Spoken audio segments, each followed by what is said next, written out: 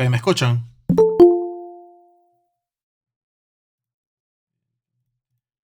Sí, no. Ok, vamos a empezar el curso. Primero, hoy es súper introductorio en el sentido, de hecho nada más puedo estar aquí una hora. Esta semana es terrible para mí, para muchas cosas, pero bueno, igual no quería dejar pasar, que no, al menos no habláramos de las cosas del curso para organizarnos. Primero que nada, honestamente, yo puse el horario a esta hora, que es desde las 5 de la tarde hasta las 7 de la noche de Bélgica, Summertime, pero me confundí cuando les di el horario a Eugenio y honestamente me conviene un poco antes. ¿Ok? Entiendo que a una persona le choca con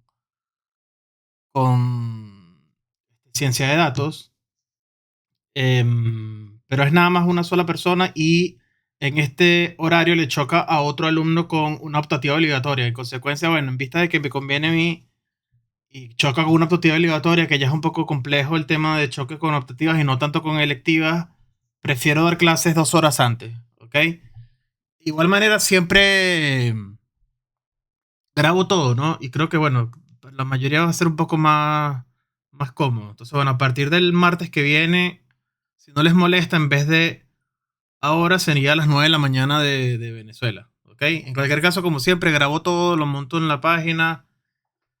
Vean los videos, por favor, y me preguntan si tienen alguna duda. La primera cosa que quiero hablar es, si se acuerdan del curso anterior, les dije un día estaba fastidiado, pero quería agregar el tema de irle colocando las calificaciones acá, sobre todo porque además me hace un poco la vida más sencilla cuando termina el semestre. Este es un ejemplo de cómo lo van a ver en la página nueva. Evidentemente, esta es la página anterior donde estaba probando las cosas. Nada más tengo que cambiarle el nombre a la página. Básicamente la idea es que desde acá tengan las notas de cada una de las asignaciones. Me van a montar los archivos acá. Y aquí van a ver cuáles son los archivos o las entregas que han hecho. Por ahora tiene un peso máximo de 5 megas. Entiendo que en algunos casos, sobre todo en este curso en particular, va a haber problemas con los notebooks, porque los notebooks van a tener imágenes dentro. Es posible que entonces, bueno, suba esto un poquito. Me imagino que 30, 50 estará bien. ¿Ok? Em, es bastante sencillo de usar. Nada más tienen que seleccionar aquí cuál es la entrega, colocar el comentario del archivo y listo. Y luego, cuando les coloque las notas, va a aparecer el promedio ponderado y la nota proyectada en base, obviamente, a lo que tienen al momento. Si tuviesen nada más una evaluación, como es en este caso, nada más verían una cosa. ¿Ok? En cuanto al curso, yo por lo general me gusta, como siempre, leer un poco las notas informativas. El objetivo de este curso, vamos a leerlo. Las redes neuronales profundas, que bueno, en realidad hoy en día se conoce como Deep Learning. El curso debería llamarse Deep Learning, pero igual preferimos dejarlo en español como redes neuronales profundas. La idea fundamental, ¿ok? Es ver cómo podemos cambiar las arquitecturas de las redes neuronales. Evidentemente son más complejas, en consecuencia, bueno, le colocaron el nombre de profundas, pero en general vamos a ver que no necesariamente nada más las estructuras lineales de los multilayers perceptrons es lo que usamos. Vamos a ver, posiblemente, quizás agregó una, quito otras, pero posiblemente vamos a ver, seguro, por cierto, redes neuronales convolucionales. Vamos a ver cuáles son las aplicaciones, por qué usamos la función de convolución, para qué sirve, por qué ayuda en el caso de imágenes o videos. Normalmente lo que hago yo es, una cosa es cuál es el tema y otra cosa es cuáles son las arquitecturas conocidas sobre el tema. Quizás hoy en día dar ResNet y AlexNet es un poco arcaico en el sentido de, bueno, las redes neuronales residuales sí se usan mucho. Esto ya es un poco estándar para hacer redes neuronales convencionales. En general, lo más importante va a ser entender cuál es la arquitectura, qué son las cosas nuevas, cuáles son las conclusiones, qué podemos aprender. Sobre todo cuando ya estamos trabajando con redes neurales, ya es un poco más caja negra el control que tenemos sobre modificar los hiperparámetros de los modelos. Entonces vamos a intentar entender cómo podemos modificar estos hiperparámetros y qué está sucediendo cuando estamos resolviendo los problemas, ¿no? Antes de ver las arquitecturas, la parte más importante, ¿ok? Es que vamos a ver al comienzo, eh, sobre todo, vamos a ver los componentes de aplicación de algoritmos para encontrar eficientemente los modelos y vamos a ver el algoritmo que nos ayuda a optimizar la función de pérdida de redes neuronales que se llama backpropagation. Además de eso, vamos a ver cuáles son los algoritmos conocidos de optimización. Ya se los coloqué el semestre pasado como un tema abierto. De hecho, si revisan el notebook del tema 11, ¿se acuerdan que aquí estaban los optimizadores? Vamos a ver seguro método de descenso gradiente estocástico con momentum. RMS no sé si lo pudiésemos dar, pero posiblemente lo podamos agregar. Y el más conocido hoy en día, que es el Adam Optimizer, ¿no? Además vamos a intentar ver, bueno, para qué sirven estos optimizadores, sobre todo cómo podemos inicializar los pesos, que es bastante importante para que converja bien o no el algoritmo. Evidentemente todo va a ser desde el punto de vista práctico. Siempre me gusta colocar la matemática, pero no recuerden que no es mi objetivo, al menos hacer pruebas, etcétera. Vamos, la clase que viene, vamos a volver a ver, ¿ok? Porque viendo los views del video de la clase 11, la mayoría no vio el video de redes neuronales. Entonces, bueno, voy a empezar desde cero, voy a dedicarle 2 clases o 3 para volver a repasar el tema de redes neuronales y sobre todo vamos a intentar acá, quizás en un pequeño laboratorio, correr esto para ver cómo funciona cuando estemos consiguiendo una red, ¿no? Para algún problema que podamos ver por ahí, cualquier cosa que conseguiremos y lo trabajamos, ¿no? Ok, luego de que veamos las partes fundamentales de redes neuronales, normalmente este curso doy una clase para refrescar el tema de el trade-off entre bias y varianza, entre sesgo y varianza. Yo creo que con ustedes no debería, porque vieron el curso el semestre pasado. ¿Ok? Entonces asumiría que esos temas ya los conocen y no tenemos que dedicarle el tiempo. Está raro el tema de las entradas de... somos 3, o sea, 3 personas.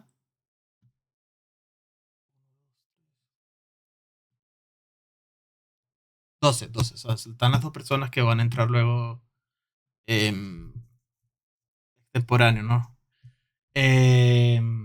Perdí el hilo de lo que estaba diciendo. Ok, luego de que tengamos la base de inicialización, algoritmos, algoritmos de optimización, estructuras, etcétera, vamos a ir poco a poco agregando las diferentes arquitecturas que son convencionales. Por lo general, redes neuronales recurrentes no la doy porque la daba Wilmer en procesamiento del lenguaje. Este año va a cambiar esto. Voy a dar recurrentes porque por ahora Wilmer no va a dar clases. En consecuencia, bueno, procesamiento del lenguaje no se abrirá en el futuro próximo y no me gustaría que no aprendan de esto, ¿no? Aquí tengo las 4 que considero hoy día son las o más famosas o las que puede ser que les llame más la atención, que es convolucionales, cuando estamos trabajando con videos o con imágenes por lo general, recurrentes cuando trabajamos con texto, las arquitecturas transformers, que son la base de los modelos más famosos hoy en día de LLMs, que está evidentemente basado, el modelo original es BERT. En consecuencia, bueno, me parece que siempre es bueno ver arquitecturas transformers y sobre todo el mecanismo de attention, que se usa bastante hoy en día en research. Luego el cuarto tema, que es redes neuronales adversarias, es bastante interesante porque cambia un poco la idea de lo que estamos haciendo y se usa muchísimo, sobre todo, por ejemplo, para generar imágenes por este estilo. En general, luego de ver estos temas, les agrego algunos mini temas como autoencoders, variational autoencoders. Vamos a ver luego qué nos da tiempo. Siempre enfocado, obviamente, en este caso ya empiezan a ver muchas cosas de las cosas que yo hago, porque bueno, en general tengo los datos disponibles y es lo que pueden usar. ¿Ok? Siempre hay un temita con los recursos. Hasta hace poco lo quitaron, luego lo volvieron a colocar. No estoy seguro si todavía está. No sé si todavía con Google Colab podemos usar las GPUs T4 de manera gratuita. Pueden verificar si ustedes tienen, alguien puede verificar si está disponible.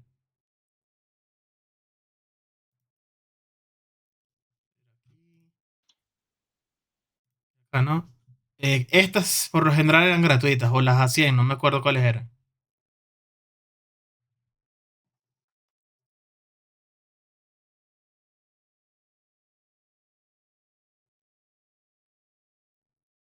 En fin, mientras revisan, si es así y no hay ningún problema, porque hubo, cuando vimos Deep Learning la primera vez, hubo un mes que Google Colab fue un desastre, el servicio funcionaba bastante mal, se caía el kernel, fue bastante complejo. Habilitamos entonces los laboratorios que están en ISIS. Hasta donde tengo entendido, no hay ahora un tema álgido del calor, entonces pueden usar los computadores. El tema principal es que tienen que organizarse entre ustedes. Voy a colocarles una parte en el Discord para que se organicen para saber cuándo pueden ir, cuándo no pueden ir. Les puedo mostrar, por ejemplo, podemos hacer otra solución. Yo programé esto para mi universidad. Miguel. Ah, profe, acabo de verificar. Están disponibles gratuitamente la T4 y la TPV5E-1. Ok, bueno, entonces con eso es suficiente. Ok. Entonces, hay una opción mínima con el calendario. Programé esto para nuestra universidad porque en el curso en donde soy auxiliar docente en el doctorado, hay unos laboratorios que los estudiantes se matan para obtener, para poder usar los robots, ¿no? Entonces, bueno, hay que organizar cuándo pueden ir, cuándo no pueden ir. Bueno, de hecho ya voy a mandarle un email a este grupo. El grupo 2 tiene 5 slots, no deberían tener nada más 2. Pero bueno, es complejo aquí controlar. Los estudiantes empiezan a agarrar slots. En fin. Entonces, bueno, pudiese hacerles esto para que se organicen con ISIS. Pero yo creo que como son nada más 13, en este caso son como 60. Como son nada más 13, es más sencillo para ustedes organizarse vía chat. Tipo, voy a ir de este día de 2 horas y es más sencillo, ¿no? Si quieren esto, bueno, lo puedo hacer. Se los puedo colocar algo para nosotros, pero no considero que necesitemos un arma nuclear para organizar a 13 personas, ¿no? Pero ustedes me dicen lo que prefieren hacer. Ok, además, el final no, como siempre, como hicimos en aprendizaje automático, hay técnicas que uno puede ir usando a medida que vamos aprendiendo las arquitecturas, que es el tema 4, porque antes para regularizar usábamos, por lo general en la función objetivo, añadimos una componente con la norma asociada al modelo. En este caso, regularizar implica otros tipos de técnicas, además de agregar en la función objetivo el término de regularización. Entonces, bueno, evidentemente hay muchísimas técnicas, es imposible dar todo en un semestre, a pesar de que, bueno, hay bootcamps que al parecer en 3 meses ellos dicen que explican todo, es mentira. Vamos a ver por lo general tres. Vamos a ver normalización por lotes, normalización por capas y la técnica de dropout. Quizás agregamos unas, no vamos a quitar ninguna, quizás agregamos otras, pero por lo general esto es lo que quiero eh, mostrarles. ¿Ok? Preguntas generales. Ok, perdón, antes de las preguntas. En términos de evaluación, si se acuerdan, el semestre pasado les dije, con Deep Learning voy a tratar de ser un poquito más organizado enviándoles las tareas para que tengan más tiempo. Lo que sí es importante, por ejemplo, la tarea número 1, creo que incluso lo voy a mandar igual. Lo que sí es importante este curso, por favor, sí sigan el libro y no solo el libro. ¿Ok?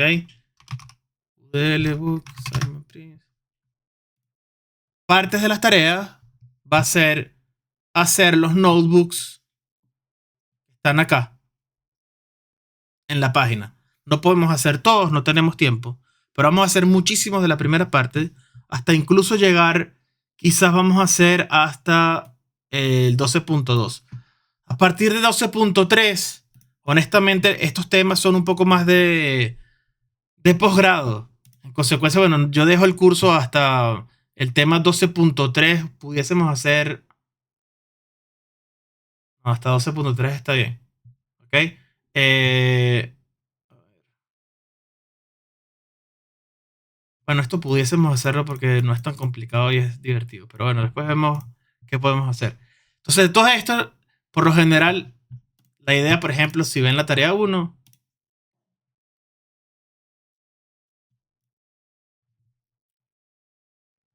básicamente tienen una parte en donde les digo que tienen que hacer de la parte de evaluación, pero les digo, por favor, me envían los notebooks 3.4, 4.1 hasta el 7.3, por ejemplo. Todos estos notebooks tienen que agregármelos, ¿ok? Importante en este caso, es muy fácil usar las LLMs para hacer los notebooks. Entonces van a copiar el código, lo colocan en la LLM, les va a hacer absolutamente todo, porque además está en el training set de todas las LLMs, porque es súper famoso el libro, ¿ok? Pero por favor intenten hacerlo ustedes, ¿ok? No se conformen nada más con usar AI para hacer los notebooks. Los notebooks están hechos por esta persona para que sean didácticos y muy fáciles de hacer y van a aprender mucho más que usando evidentemente AI. Razón por la cual abiertamente lo uso en nuestro curso porque no considero que hay que, entre comillas, rehacer contenido si está bastante bien hecho. Siempre pregunto esto, bueno, siempre es la segunda vez que lo pregunto. ¿Todos están cómodos con abrir el notebook en inglés o necesitan que a cada uno de los notebooks haga una traducción y les monto una versión traducida? Profe, sería cómodo que estuviese en español. Ok, quieren que... Ok, está bien, no hay ningún problema.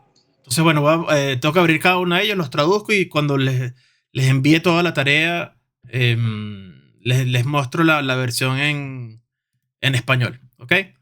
Eh, el libro sí está un poco más complicado traducirlo. Puedo traducir los notebooks. El libro me parece un poquito más complicado y mucho tiempo para poder traducir. ¿Ok?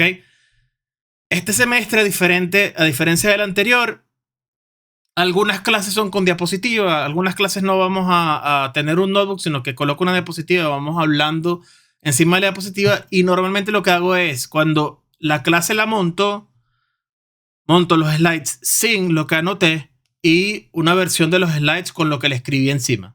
De tal manera que podamos tener control de... Tengan las dos cosas, si quieren ver las anotaciones, igual tienen el video y tienen las dos versiones disponibles si así lo desean. Ok, ahora sí, preguntas en general. Profe, yo entré un poquito tarde. ¿Mm? No sé si habló sobre los que no pudimos inscribir como tal la materia por esa materia que prelaba. Sí, ¿cuántos son? Tenía entendido que eran dos. Bueno, yo soy uno de ellos. Y Francisco, ¿no? Sí, profe. Ok, básicamente lo que tienen que hacer es escribirle o ir a hablar con el profesor Eugenio. Él les va a dar como un template de lo que tienen que escribir y no sé si es incluso esta semana que tienen que ir a la escuela y dar como una carta en donde expliquen que quieren abrir el curso con, no sé, inscripción extemporánea, creo que se llama, no me acuerdo muy bien el... Sí, sí, se llama así. Ok, entonces, bueno, esa es la idea. Ahora, ¿qué fue lo que sucedió? El tema es que, como esta materia la prela una electiva, en teoría, en la planificación de los semestres queda en semestre 7-8. Y para estar en semestre 7-8, en teoría, según CONEST, tienes que tener 108 créditos. Ese es el tema.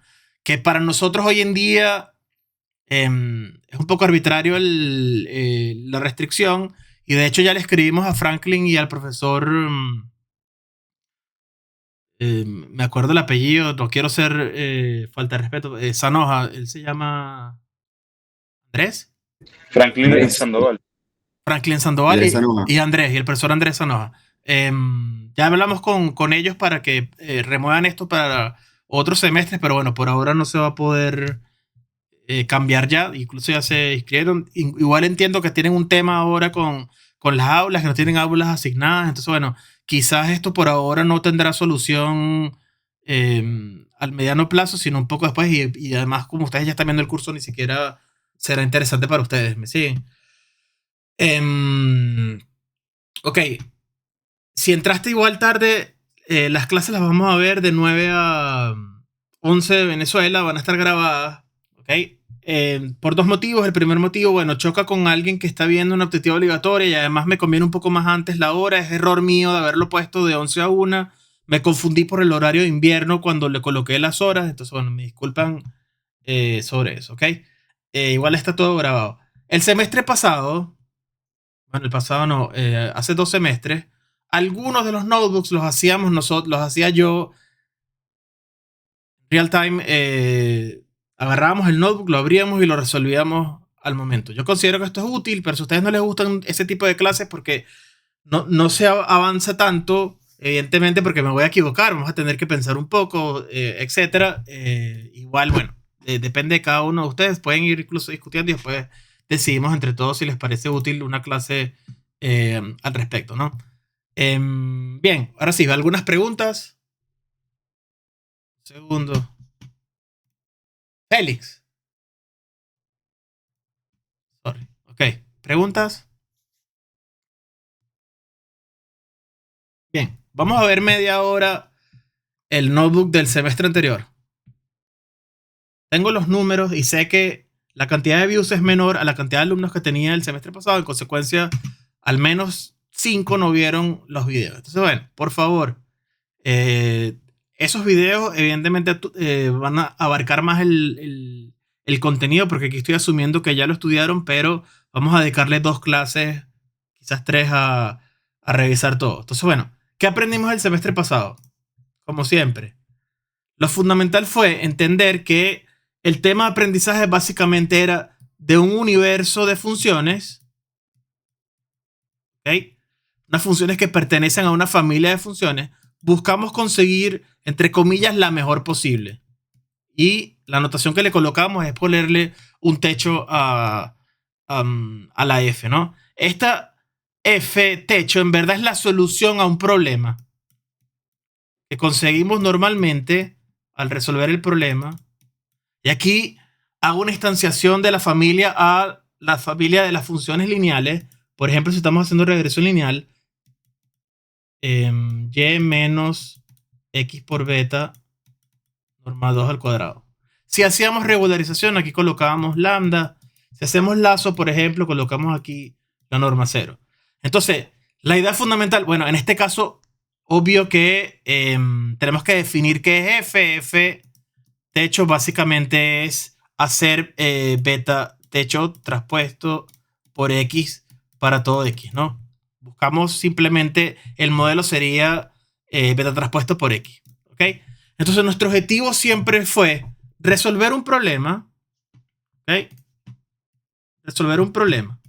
Aprendimos además que, bueno, este término aquí, la parte de matemática que aprendimos, cuando colocamos argmin es simplemente el argumento que minimiza el funcional. Eso quiere decir que nada más me interesa el vector beta. Aquí beta está libre, es todo el universo posible de vectores y conseguimos el optimal que llamamos beta techo. La función es beta techo traspuesto por x. Entonces nuestro objetivo era de un universo de funciones conseguir una función f tal que resuelva algún tipo de problema. Cuando teníamos un problema en donde era bastante sencillo organizar los datos en tablas, por así decirlo, en donde sabíamos que las filas son instancias de mis datos y las columnas eran características, en inglés features, de nuestros datos. Además decíamos que, bueno, hay n de estos y p de estos. En consecuencia, mi matriz de datos que llamábamos x pertenecía a r de n por p, porque tiene n filas y p columnas.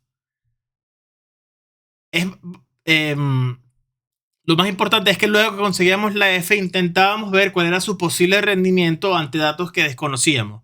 Como lo que uno tiene disponible es una matriz de datos x, necesitábamos técnicas para poder, entre comillas, cortar la x para poder ver si el método que utilizamos para conseguir esta f funcionaba o no. El método más común o el más usado, el más importante, era, si se acuerdan, validación cruzada, cross validation, donde básicamente intentábamos dividir nuestros datos. Aquí estoy haciendo una división por filas como si no estuviese todo escogido de manera aleatoria.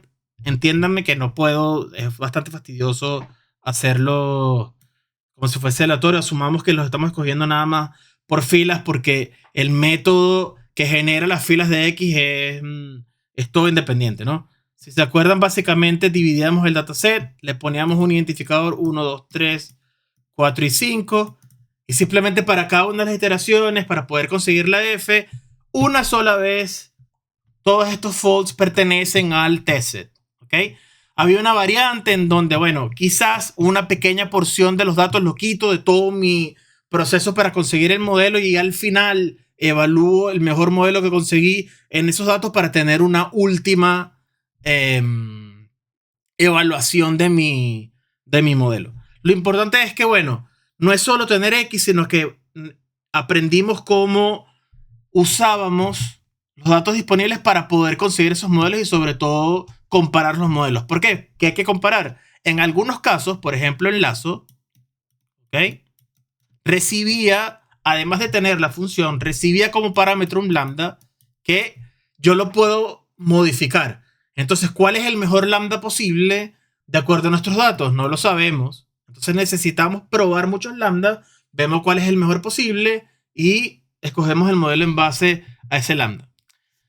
Aun cuando todo este proceso funciona bastante bien, ¿ok?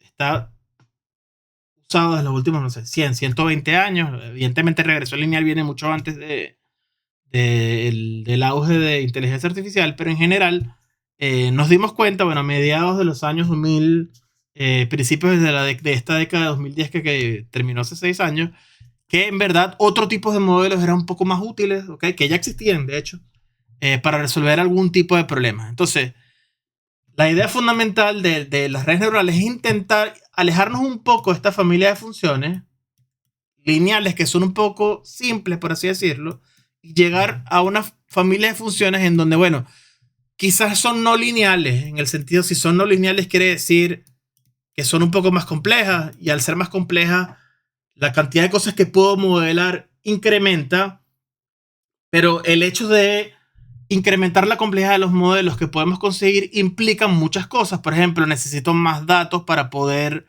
entrenar, perdemos capacidad de interpretación, necesitamos, por ejemplo, más hardware para poder entrenar las redes porque son mucho más complejas y tardan mucho más en entrenarse. En consecuencia, quizás este método de validación cruzada vamos a tener que modificarlo un poco para poder conseguir estos modelos. Vamos a ir viendo poco a poco cuál era la idea fundamental o cuáles son las partes fundamentales en Deep Learning que cambian un poco referente a lo que llamamos vanilla o aprendizaje automático base, ¿no? Entonces, bien, en el ejemplo que siempre vimos, que no siempre vimos, que vimos, habremos explicado 4 o 5 veces, la idea fundamental era tratar de predecir el precio de un apartamento en base a ciertas características que teníamos disponibles del apartamento. Lo importante es ver que el modelo final, ¿ok? En este caso es una línea, porque nada más recibe un input X y tenemos aquí el output Y. En consecuencia, esa F techo que recibe una X es simplemente A por X más B. Si tuviésemos punto de corte, aquí obviamente tenemos punto de corte porque vemos que la línea no está en el punto 0, 0. En consecuencia, esto es obviamente distinto de 0 y bueno, la pendiente va a depender claramente de cuál es el valor posible. Aquí en este caso daría positiva, pero bueno, no sabemos cuál es el valor general. ¿Ok? Al comienzo de esa clase vimos cómo cambiaba la pendiente usando el método del descenso del gradiente. O sea, la idea fundamental, si se acuerdan, ¿ok? Es intentar ver el gráfico de curvas de línea, ¿ok? Sobre cuáles son los valores de mi modelo que cambian o que van a estar en el modelo final. En este caso tan sencillo, ¿ok? Beta está compuesto por el slope, que aquí llaman phi1, y el punto de corte, que llaman phi0. Como yo le escribí antes, que puse A por X más B, simplemente A es phi1 y B es phi0. Entonces lo que hacen es graficar la función de pérdida para todos los posibles valores que tienen phi1 y phi0. Entonces cuando yo hago argmin de beta, ¿ok? Para el problema, en este caso si es lineal, ¿ok? Aquí vamos a colocar una notación vectorial. Suma desde igual 1 hasta n de y menos beta traspuesto por xy. Todo esto al cuadrado. ¿Ok?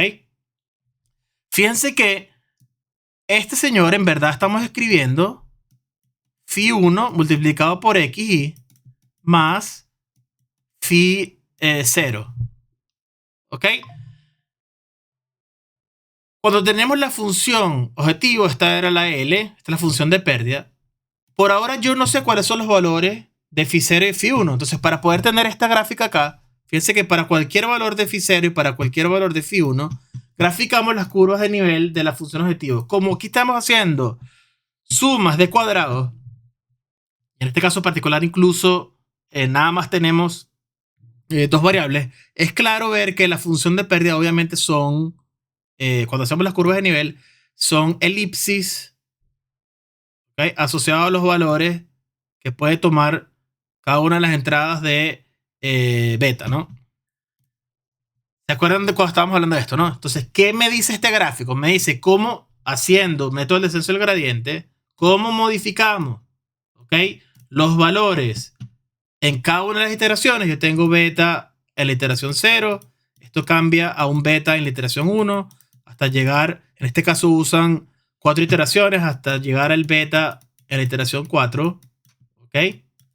Y vemos cómo estos valores van convergiendo al valor mínimo de la función de pérdida, ¿ok? Esta es la idea fundamental de lo que estamos tratando de ver acá. Cuando graficamos, en cambio, cuál es el input y cuál es el output, vemos cómo el cambio de las pendientes, obviamente, incluso también el punto de corte, fíjense que el punto de corte aquí va subiendo un poco hasta llegar al final que está acá. Vemos cómo se va modificando básicamente la recta y se va ajustando a los datos. Esa es la idea fundamental. Entonces, ¿qué sucede? ¿Qué nos dimos cuenta? Esto es bastante limitado. Y hay ciertas cosas que vamos a identificar sobre qué tan es limitada la parte de hacer al menos modelos lineales. Entonces, ¿qué sucedió? Un tema de modelado de matemática, ¿okay?, que vimos la clase pasada, el modelo de Perceptron, el primero que se llama McCulloch-Pitts, no importan los nombres, al final son solamente representaciones de funciones. Y por alguna razón a alguien se le ocurrió simplemente decir que esto tiene algo que ver con cómo funcionan las neuronas en el cerebro y cómo transportan información y se conectan entre ellas. A decir, si uno habla con un biólogo especialista en neurología, nos va a decir que no tiene absolutamente nada que ver, ¿ok? Es simplemente una representación de funciones, lo que estamos haciendo con redes neurales, y le colocaron este nombre para que llamara la atención y en teoría hubiese un nexo entre la parte biológica y matemática. Pero bueno, quitando esta parte, ¿cuáles son las limitaciones que había en regresión lineal? Nombramos 3 puntos, pero pudiesen haber muchos más. Primero, desea poder describir entradas y salidas que no necesariamente tengan una relación lineal. Esto es correcto en el sentido, no necesariamente la relación entre la y que queremos conseguir en base a los datos y la x, ¿ok? La función que queremos conseguir, no necesariamente la relación debe ser lineal. Segundo, deseamos múltiples entradas en regresión lineal con múltiples dimensiones. Se puede hacer la parte de múltiples entradas para regresión lineal. La parte de múltiples salidas es un poco más difícil, pero también se puede hacer. Entonces, bueno, esto es un tema ya que se pudiese debatir que se puede hacer con regresión. Al final lo que sucede es que cada una de las salidas, si lo hiciera con muchas posibles salidas, todas son lineales y bueno, al final no son tan útiles. Es lo que digo acá, que es complicado que tengamos varias salidas. Entonces, bueno, ¿qué quisiéramos si lo pudiésemos hacer? O sea, necesitamos flexibilidad del modelo que queremos conseguir de tal manera que sea bastante sencillo modificar cuáles son los valores de entrada y cuáles son los posibles valores de salida de funciones que sean arbitrariamente complejas. Lo segundo, bueno, todo esto está conectado porque podemos tener tantas entradas y salidas como queramos y tantas salidas como queramos. Hay una cuarta cosa que es importante. Esos modelos F que estamos consiguiendo necesitamos de alguna manera, no demostrar, pero tener un poco de control matemático en el sentido de que lo que estemos construyendo o consiguiendo en verdad sirva para el problema que queramos resolver. Y esto lo vimos, si se acuerdan, en el teorema de aproximación universal, ¿ok? Del teorema de aproximación y de representación, que nos dice, bueno, hay un tipo de redes neuronales que son bastante sencillas, ¿ok? Las vamos a ver ahora. Que con esas redes neuronales uno puede controlar, si se acuerdan, las neuronas ocultas, el número de neuronas ocultas en la capa oculta, y uno pudiese aproximar de manera arbitraria cualquier función. Eso nos da a nosotros la flexibilidad de decir, ok, lo que estamos haciendo desde el punto de vista teórico me asegura que existe una de esas funciones tal que aproxima lo que quiero conseguir de manera arbitraria, yo solamente modificando el número de neuronas. Si se acuerdan, en el semestre pasado, eso no implica que el método que estoy haciendo o que estoy utilizando para conseguir el mejor modelo posible asegure que yo voy a conseguir esa red que aproxima de manera perfecta. Lo que sucede es que de manera empírica, de manera práctica, al final los modelos que conseguimos pareciera que están funcionando bastante bien. ¿Okay? Hay muchísimas aplicaciones hoy en día y podemos ver que en verdad funciona y funciona bastante bien, ¿no? Entonces, bueno, el tema, no solamente tenemos el componente teórico que nos respalda, sino que además tenemos ya evidencia de que las cosas están funcionando. ¿Ok? Entonces, el primer modelo, ¿en qué se diferencia de lo que hacíamos normalmente en regresión? Entonces, básicamente es esta parte de acá, ¿se acuerdan? Esto es literalmente lo mismo que estábamos haciendo antes. Esto es 100% hacer W traspuesto por X y W pertenece a R. ¿Cuáles son las dimensiones de W? Viendo el gráfico. ¿Cuántas entradas tiene? M. M, ¿verdad? Entonces, y además obvio, ¿ok? X obviamente también tiene que pertenecer a RM. Entonces, fíjense que ellos, estos dos científicos dicen que Z es W traspuesto por X, porque fíjense que la suma de igual 1 hasta M, WI por XI es literalmente esto. Esto es exactamente lo mismo que las sumas de igual 1 hasta M de WI por XI. ¿Okay? Lo que hacen simplemente es al final le aplico una función. Le aplico una función acá. A esa salida Z. Y esa función, no importa, le hicieron esto, pero no importa tanto cuál es la función, sino la utilidad de la función. Esto va a ser 1 si Z es mayor o igual a T. Y va a ser 0 si Z es menor o igual a T. Perdón, bueno, hay que colocar acá, hay que quitárselo, da igual dónde se lo colocamos. ¿Ok? Entonces, lo importante es que, bueno, lo que hicieron ellos fue la posible salida de ese modelo, que antes era algo así, ¿ok? Simplemente estoy escogiendo un valor T, que lo que hace es colocar todos los valores, ¿ok? En 0, en este punto, y todos los valores acá los colocamos en 1. ¿Ok? Esto es un 1, esto es 0. Si lo coloqué acá, quiere decir que este es cerrado y aquí lo colocamos abierto, ¿no? Al final, bueno, por teorema fundamental de cálculo da igual cuál colocamos, porque la probabilidad de que dé exactamente el valor es 0, ¿no? Pero bueno, al final de temas de decisión. Acá, ¿qué cambia, no? El hecho de que esta sea la función resultante implica que la relación obviamente no va a ser lineal. Posiblemente funcione bastante bien para el problema que queramos hacer, pero fíjense que la salida ya no está en los reales. Ahora la salida f de z pertenece, y podemos debatir si en los naturales con el 0,1, no, pero vamos a colocar simplemente el Z01, ¿no? Entonces el hecho de que esta sea la función implica además que hay una nueva, un tema de decisión en donde, bueno, ¿qué sucedería si yo quisiera no tener un valor, sino poder predecir? Me adelanto porque conocen el tema clases, ¿no? Pudiese yo decir que dado un X pertenece a los ceros o pertenece a los unos, ¿no? Entonces este simple cambio ya nos da cabida a tener algunos términos que quiero refrescar a la hora de que estemos hablando de las redes neuronales. Primero, la X siempre va a ser la señal de entrada. En este caso lo llaman señales porque está usado para impulsos eléctricos, entonces los llaman señales. Al final podemos llamarlo simplemente entradas si quisiéramos. X de Y obviamente es la entrada diésima del vector X, esto lo sabemos siempre. Z, el valor de salida de W traspuesto por X, más el punto de corte, ¿ok? Se llama activación. ¿Ok? W, ellos le llamaban el vector de interconexiones. Entonces fíjense que F deja de ser una función lineal, ahora no es una función lineal. Y eso ya es importante, ¿por qué? Porque lo que estuviesen haciendo ellos ya no era regresión lineal, a pesar de que el elemento de entrada fuese esta parte que es lineal. Perdón, me pegué aquí. Atrás acá. Esto es lineal. F no es lineal. ¿Ok? F es la función step, que es bastante útil en la parte electrónica.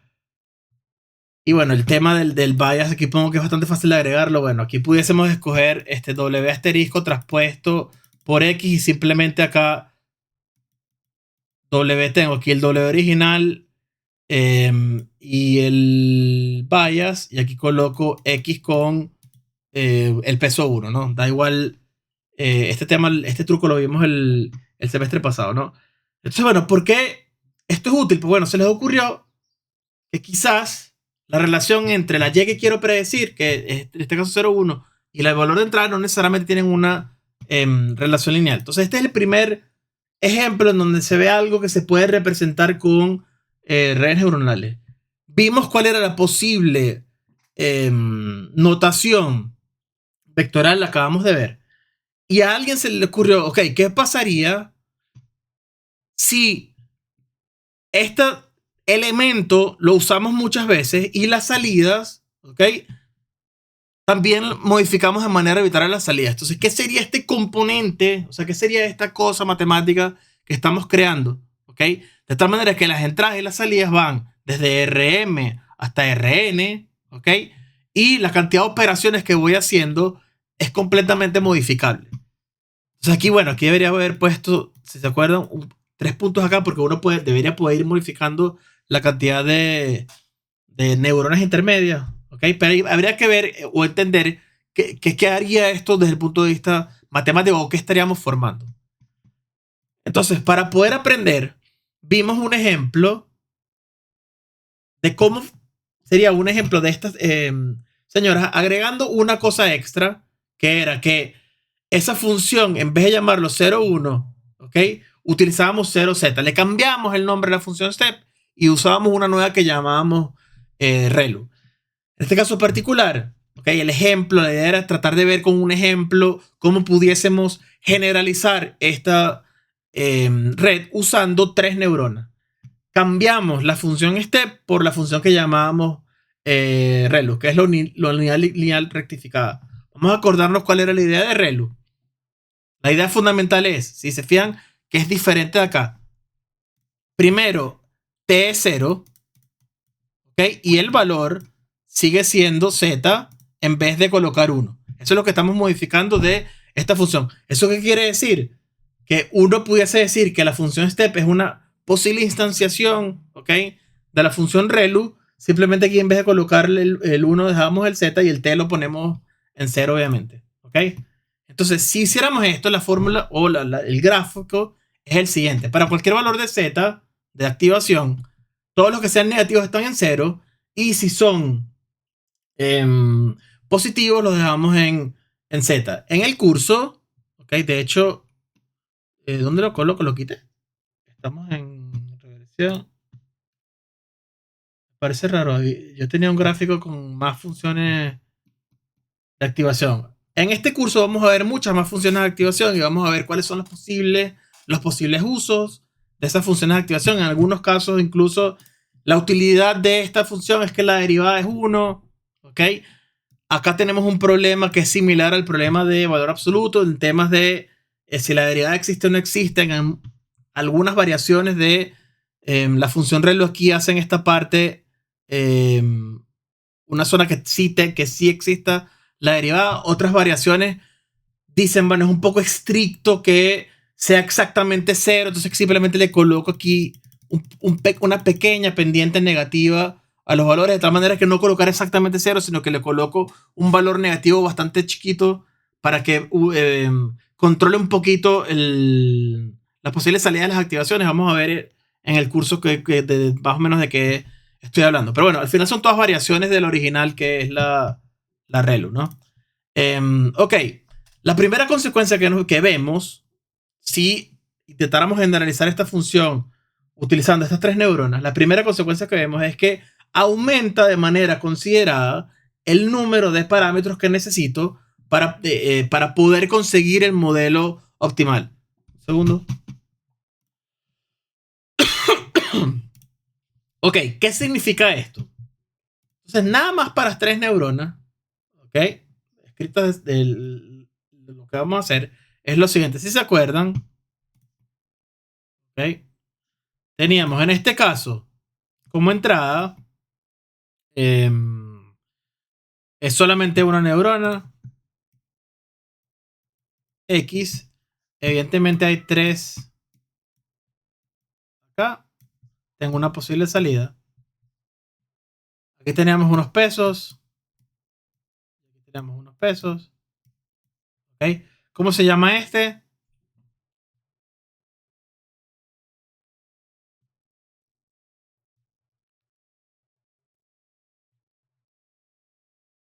Vamos a colocarle nombre si quisiéramos. Vamos a colocarle esto que sea la neurona 0, la 1 y la 2. Según ven lo que ven acá, que es cómo se llamaría el peso asociado a esta arista. Bueno, segundo, 1, 2 y 3. Vamos a hacer un poquito conciso. ¿Cuál creen ustedes que sería este peso? Sería phi 1, phi 2, phi 3. Ok, ya. Acá, ¿cuál crees tú que sería acá? Vamos a hacerle highlight. ¿Es este o este o este? Etcétera.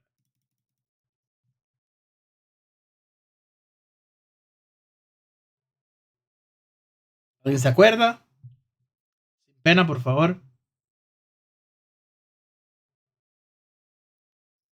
¿Nos puedo ayudar?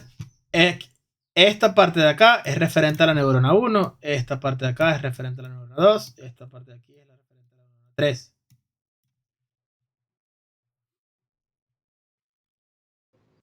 Creo que la primera sería phi 1,1, ¿no? Correcto. Este es phi 1,1. Bueno, esto es tita, perdón. Esto es tita 1,1. ¿Este qué es?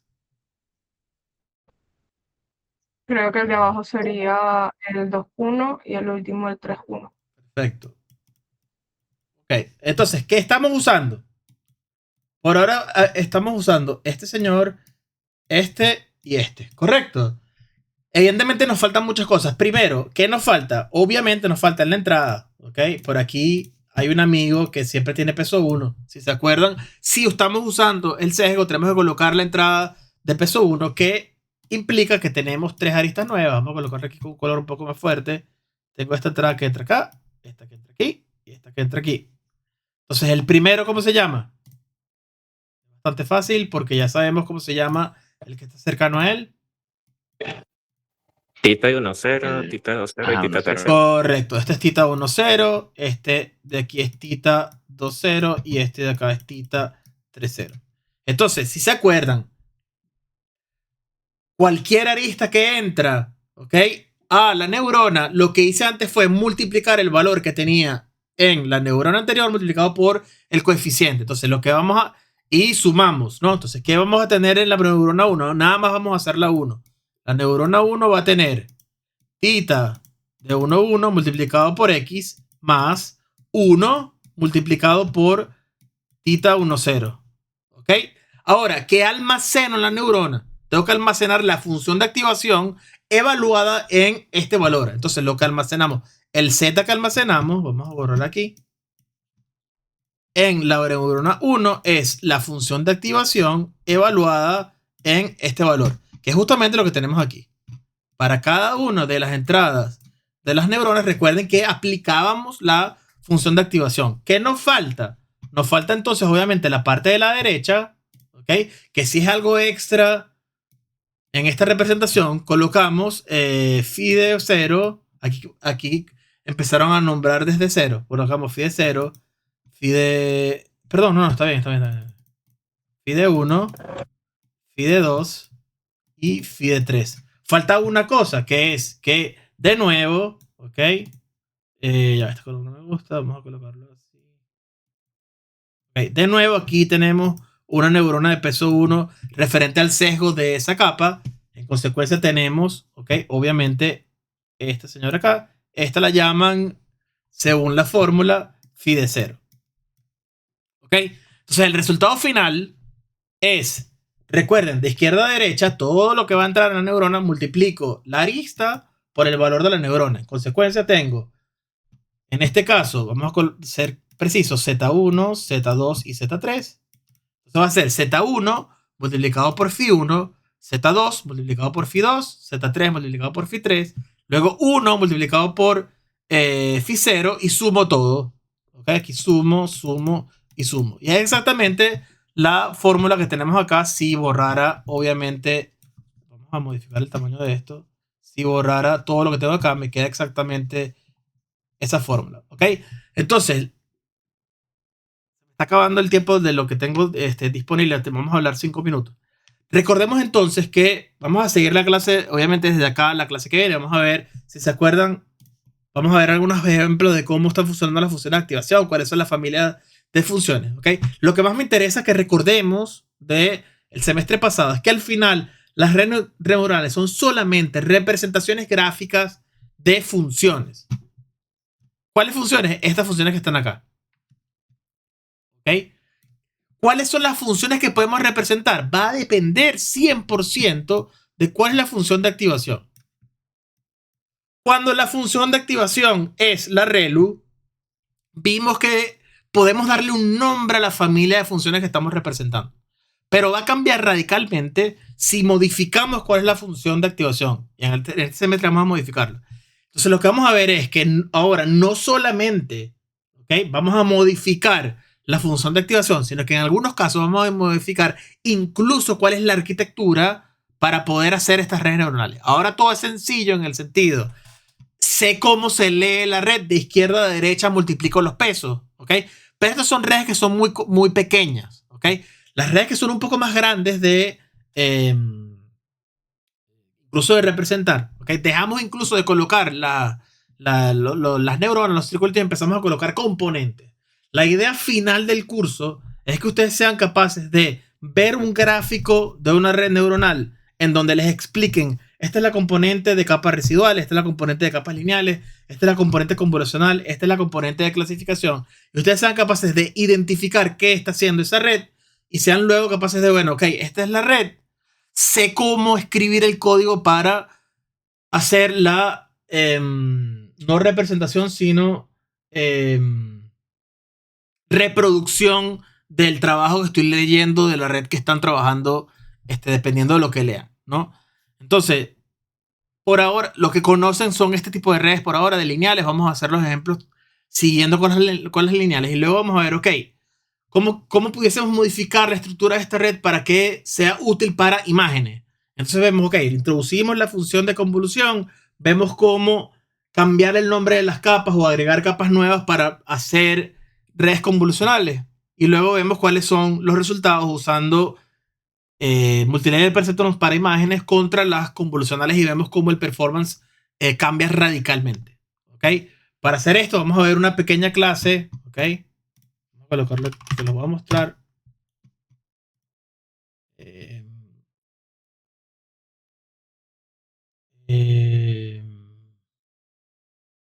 Lo llamé. Ok.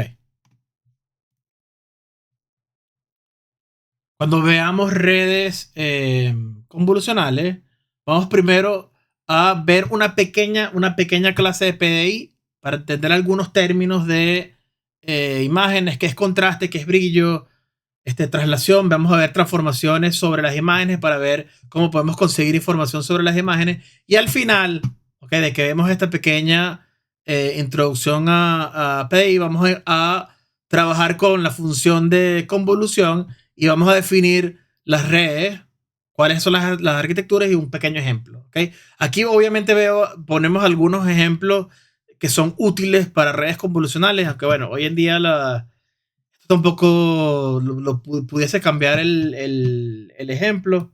Y vemos como las aplicaciones de cosas que hago yo.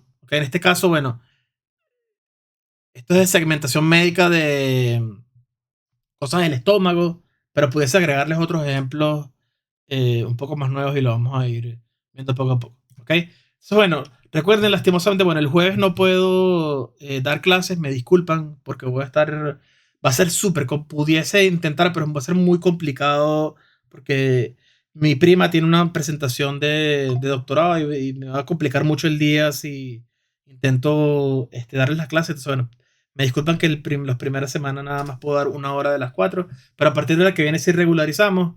Entonces, bueno, el martes, recuerden, nos vemos a las 9 de la mañana, hora Venezuela. ¿Ok?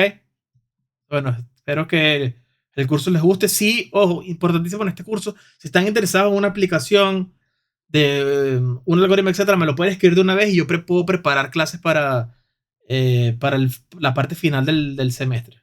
¿Ok? Bueno, nos vemos entonces el martes.